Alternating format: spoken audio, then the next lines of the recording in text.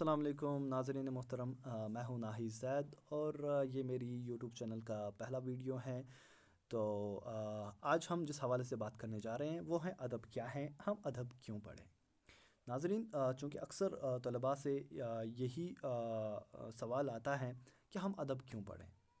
ठीक है, तो इस हवाले से आज हम इस वीडियो में गुफ्तगू करने जा रहे हैं। तो इससे पहले कि हम आगे बढ़ें, मेरी आपसे एक गुजारिश रहेगी कि आप मेरी इस यूट्यूब चैनल को सब्सक्राइब ज़रूर कीजिएगा और साथ में ही बेल आइकन को भी दबाइएगा ताकि मेरी जो आने वाली वीडियोस हैं वो आप तक जल्द अज जल्द पहुंच सके। तो आइए नाज़रीन, हम इस हवाले से गुफ्तगू अपनी शुरू करते हैं। अदब क्या है? चूँकि हमारे जो बच्चे हैं उनको अक्सर ये पता होता है कि अदब में हम मीर गालिब फैज़ वगैरह को पढ़ते हैं, इसी तरीके से प्रेमचंद और मंटो को पढ़ते हैं, मगर असल में अदब होता क्या है इस बात से वो महरूम होते हैं। तो चलिए आज इस हवाले से हम गुफ्तगू करते हैं। तो अदब क्या है? अदब का ताल्लुक़ फ़नून लतीफ़ा से है। यानी अदब जो है वो किसका हिस्सा है? फ़नून लतीफ़ा का हिस्सा है। फ़नून लतीफ़ा की असल में 5 किस्में हैं, जिसमें मौसीकी आती है, मुसव्विरी, शायरी, संग तराशी और रक़्स।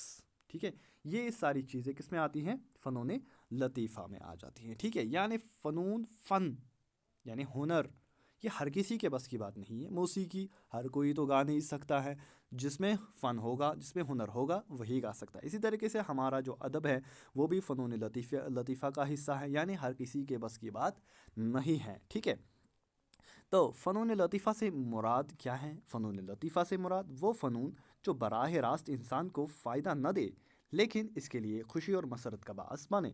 यानी फ़नून लतीफ़ा जो है हमारे, ठीक है, इससे एक इंसान को क्या खुशी और मसरत हासिल हो जाती है। ठीक है, यानी वो इसको डायरेक्ट जो है बराह रास्त जो है फ़ायदा नहीं पहुंचाते, मगर इससे हमें फ़ायदा पहुंचता है, इससे हमें खुशी और मसरत हासिल हो जाती है।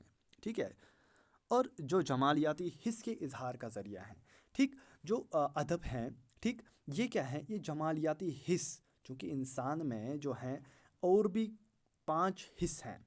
ठीक, जैसे हम देख सकते हैं, ठीक है, हम सुन सकते हैं, ठीक है, हम महसूस कर सकते हैं। ठीक, ये सारी चीज़ें किस में आती हैं? ये हिस्स में आ जाती हैं। और कहा जाता है कि इंसान में एक और हिस्स यानी छठा हिस्स इंसान में पाया जाता है, जिसको क्या कहते हैं? जमालियाती हिस्स। जमालियाती हिस्स से मुराद क्या होता है? यानी खूबसूरती को पहचानना। ये इंसान का जो है, इंसान में एक मादा है जो इंसान को जमालियात को समझना, जमालियात को देखने परखने में इसको मदद देता है। यानी जमालियाती हिस्स, एक और हिस्स इंसान में पाया जाता है। ठीक, बाकी जो जानवर हैं उनमें 5 ही हिस्स पाए जाते हैं, मगर इंसान एक ऐसा जानवर है जिसमें जमालियाती हिस्स भी पाया जाता है। ठीक है, आगे चलते हैं। अदब क्या है? ठीक, तो अदब की जो तारीफ़ है ये करना बहुत ही ज़्यादा मुश्किल है। अदब की तारीफ़ नहीं हो सकती है। बहुत सारे जो है उदबा ने अदब की तारीफ़ करने की कोशिश की है, मगर मुकम्मल तारीफ़ नहीं कर सके।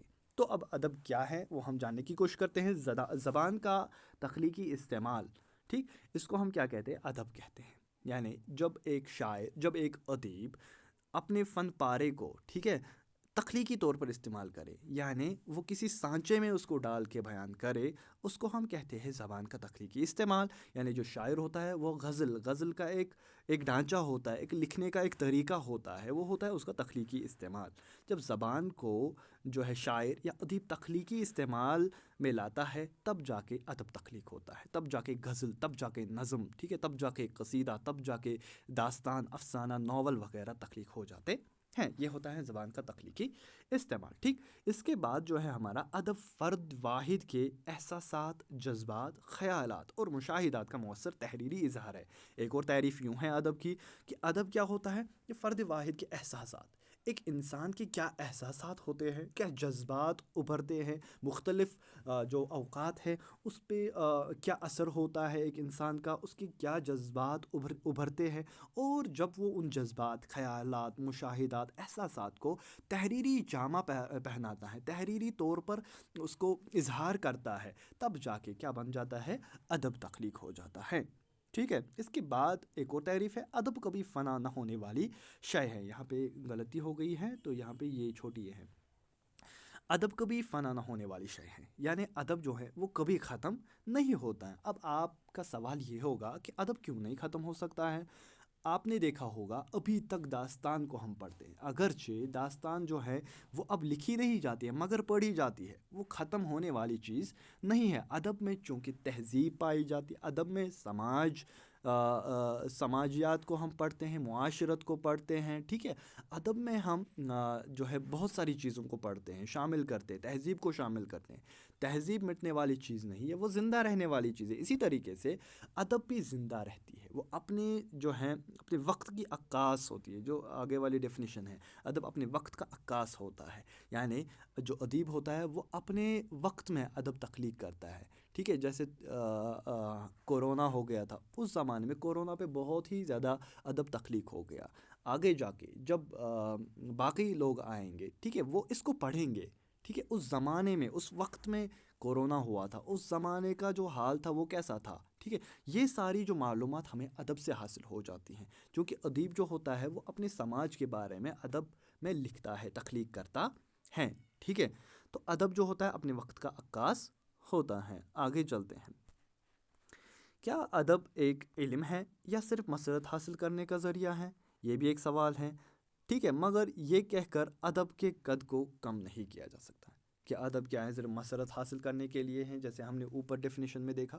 یہ خالی مسرت حاصل کرنے کے لیے نہیں ہے، ٹھیک ہے۔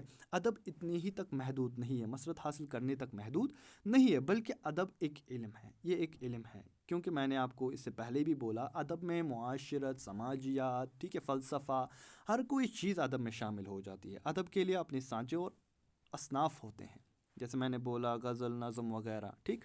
ہر علم کی طرح ادب کے اپنے اصول و ضوابط ہیں، ادب لکھنے کے اصول و ضوابط ہیں، قافیہ کا خیال رکھنا ہوتا ہے، ردیف کا خیال رکھنا ہوتا ہے، ٹھیک ہے، پلاٹ کا خیال رکھنا ہوتا ہے، ٹھیک۔ تو یہ ساری چیزیں ہمیں ان چیزوں کا خیال رکھنا ہوتا ہے۔ ادب ایک ایسا علم ہے جو کسی ایک علم سے تعلق نہیں رکھتا، بلکہ بہت سارے علوم سے تعلق رکھتا ہے، یعنی ادب میں بہت سارے علوم پائے جاتے ہیں۔ ہم تو سائنس میں سائنس پڑھتے ہیں خالی، مگر ادب میں سائنس کو بھی پڑھنا ہے، سوشل سٹڈیز کو بھی پڑھنا ہے، ہر کسی چیز کو ادب میں پڑھا جاتا ہے، یعنی ادب کے طالب علم کو بہت سی چیزوں کا علم ہونا ضروری ہے، ٹھیک۔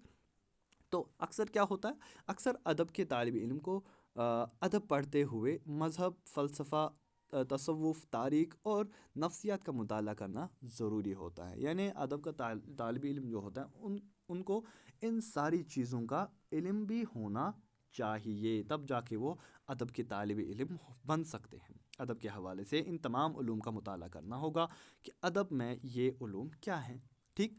تو طالب علم کے لیے ضروری ہے کہ وہ فلسفہ، کیونکہ ادب میں ہمیں فلسفہ ملتا ہے، ٹھیک ہے، مذہب ملتا ہے ہمیں، اس میں تصوف کا جو ہے ہمیں تصوف اس میں ملتا ہے، تاریخ، ہسٹری ہمیں اس میں ملتی ہے، نفسیات، ٹھیک ہے، سائیکالوجی ہمیں اس میں ملتی ہے۔ تو ان ساری چیزوں کے بارے میں بھی ادب کے طالب علم کو علم ہونا چاہیے، ٹھیک ہے۔ اس کے بعد جو ہے ادیب ادب تخلیق کرتے ہوئے اپنی جذبات اور احساسات کے ساتھ ساتھ قارئین کو علم کی روشنی سے کے ساتھ بھی منور کرتا رہتا ہے، یعنی جو ادیب ہوتا ہے وہ اپنے جذبات، احساسات کو تو پیش کرتا ہے، ساتھ میں تاریخ کو بھی پیش کرتا ہے، ٹھیک ہے، ساتھ میں جو ہے نفسیات کو بھی پیش کرتا ہے، یعنی اس چیز کا علم بھی جو ہے ادیب قارئین کو فراہم کرتا رہتا ہے۔ تو ہم یوں نہیں کہہ سکتے کہ ادب صرف مسرت حاصل کرنے کے لیے ہم لکھتے ہیں، لکھا جاتا ہے، بلکہ ادب سے ہمیں علم بھی حاصل ہوتا ہے، ٹھیک۔